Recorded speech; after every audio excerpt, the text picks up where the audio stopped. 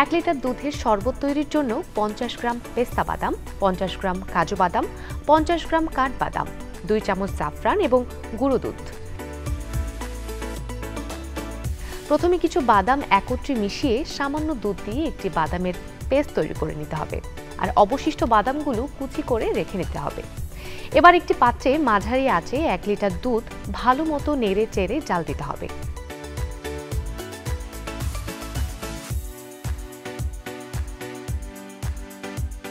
দুধে ব্লক আসলে বাদামের পেস্ট মিশিয়ে কিছুক্ষণ নেড়ে চেড়ে স্বাদ মতো চিনি দিয়ে নিতে হবে।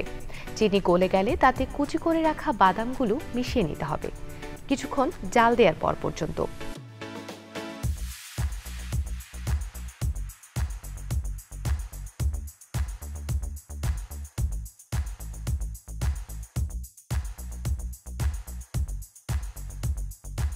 দুই চিমটি পরিমাণ জাফরান দিয়ে কিছুক্ষণ জাল দিয়ে দুধে কালার পরিবর্তন হয়ে অনেকটা আকর্ষণীয় হয়ে যাবে। এবার 2 চামচ গুঁড়ো দুধ মিশিয়ে দিলে দুধের ঘনত্ব বেড়ে যাবে।